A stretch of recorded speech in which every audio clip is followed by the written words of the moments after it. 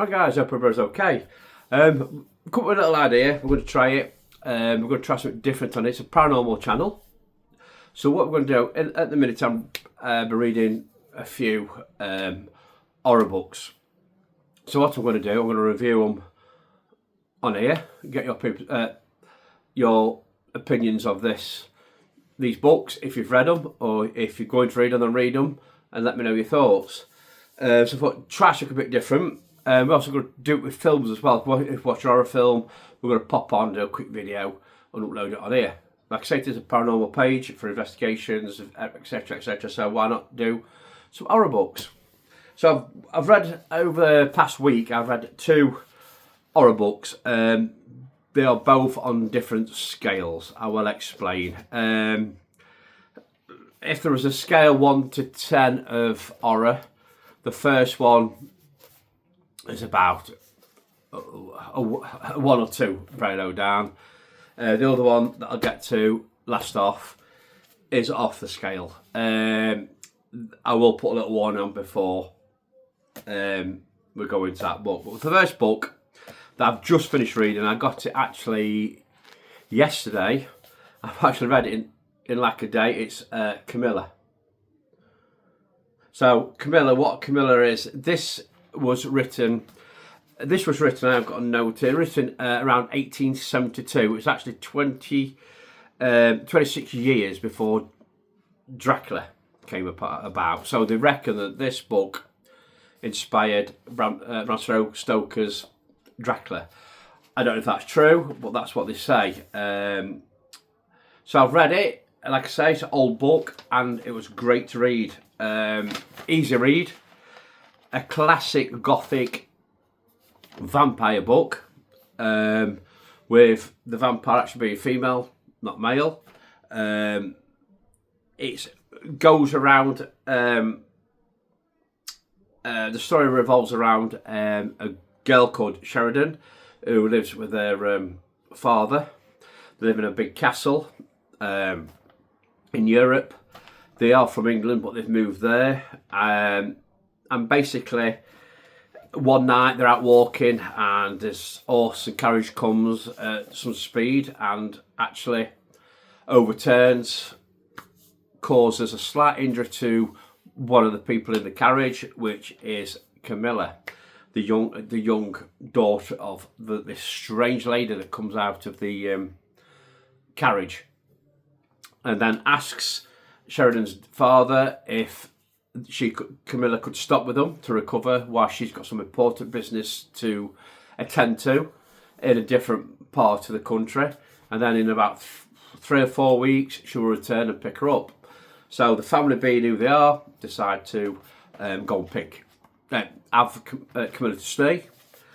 From the start, Sheridan and Camilla get on. They're like that. They get on. Camilla's very friendly.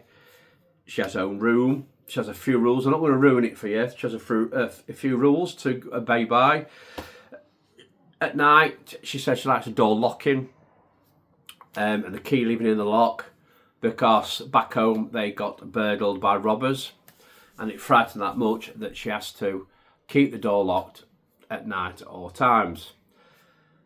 As the story goes, the friendship grows. You'll notice a few bits of bob that go off that give a bit of slight clue what's going off.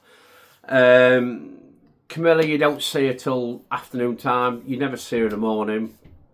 At one point, Sheridan wakes up with a strange animal, like a cat. She describes it as a beast at the bottom of her bed that crawls up and turns into a body form, and then but she feels like 2 pinpricks in her neck. And then she looks, and it looks like Camilla is in her bedroom. She can't work this out.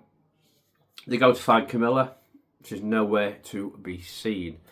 I'm not going to ruin it too much, but if you like a classic gothic vampire film with a bit of a twist, we'll get this Camilla. We'll try and watch. I think you can get it on Kindle. This for about £8 from Bookshop. It was actually, I asked somebody for some advice, wanted some decent horror books. It gave me a choice, and I got this, and I got Stephen King's The Strand, and also I got another one, I can't remember what it's called now, which I started reading, but I will get into that one next. So that's the first one. That is a very light read. You can read it in a day. If you're a good reader, read it in a day. And like I say, it's a gothic vampire. If you like Dracula, you're going to love this book. Now the second one, a bit of a word of warning. This is a touchy subject, a very touchy subject. I do advise people, if they're easily offended, if they like gore and other stuff that's really bad, do not read this book. Do not read it. If you like what I call pulp horror, which is like extreme horror, gory, this would be a good book for you. Now I'm talking about Motel Sticks. Now this was somebody says to me at work, oh, you've got to read this Motel Sticks. It'll make a great horror film. I don't think they'll make a horror film out of it. And I do agree after reading it. I don't think they can make an horror film out of this. But I don't think it would get by. It was written by an husband and wife. I'm trying to think I can't think what the names are. The names are Michelle von Etchen and Jonathan Butcher. Michelle von Etchen, that's their writing name, by the way, but they are husband and wife, and they wrote this. And wow, that's all I can say. I read it in about altogether 3 hours. You can't put it down, but I will go into what I can. So it revolves around a character called Alice Mercier, and in America, it's set sort of probably just slightly in the future, not many years in the future. There is a act passed called the Lazarus Act. Now, basically, what this act means is you can, when you pass, you can sell your body to this motel. Now, there is 4 motels that's mentioned in this book. I think there's Germany, Holland, France, Holland, Canada, and America. I think it's this one, Motel Sticks, is around Nevada. So it starts out where this gentleman Ellis is on a plane heading to this motel. Reason being, his wife de-lifed herself, and she left her body to this motel. Right, so basically this motel, you can gather dead body, and the people can do what they want to these bodies, basically. They've got things called wet rooms, and if you've seen, trying to think of a film, if you see Saw, stuff like that happens, and then there's some more disturbing stuff I won't go into. This is why it comes with a warning, disturbing stuff that happens to bodies in there. So he sets out, he wants to get his wife's body back. He disguises as a person that's been to every one of these motels apart from this one. It's run by a Texan character called Merrill, who's actually a man. And there's loads of other characters through this book. There's I think about four main characters that he comes across in the motel. So basically what this is him trying to find his wife's body, and through the motel, and through his trip through the motel, events take place where he meets different characters. It's very, very gory, very close to the bone, but it is a story you cannot put down. At the end, there is a massive twist.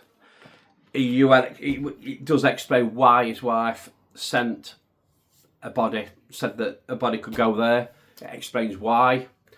But his journey through this motel it's unbelievable. There's some of the characters he meets, some of the events that happen is really good. It's a good story, a bad subject, but a good story. And like I say, when people do sign their bodies away to this motel, their immediate family get payment. So I don't know, it doesn't really sound much, but I think you're talking like hundreds of thousands. You will get like a payment. So you sell your body to the motel, and you'll get £1,000. They buy the body off you. And then before you sign your body over, before obviously it passed, you sign a contract, and what can be done to your body, tick, tick, tick, tick, tick, tick. I'm not going to guarantee anything that goes off, because one, it'll ruin it, two, it's not YouTube friendly. But like I say, these are 2 books that I have read. So you've got a nice gothic one and an extreme one. So if you're alright, that you go, that one, gothic, vampirism, you like that. Like I say, I am reading another one. I cannot remember the name of it. I think it's by John Connery, his name is. And then I'm moving on to Stephen King's The Strand. So let us know. Or if you've got any books, good horror books you think I should read or review, let me know. And if anybody's read any of these, let us know your thoughts. So guys, thanks for watching, and hopefully in a couple of, I say probably over a month when I've read the other one's about nearly 1,500 pages, so it's not going to be like next week, I will review that one as well. So guys, thank you very much for watching. Please subscribe if you haven't, if you're watching this video, and I'll see you later. Bye bye.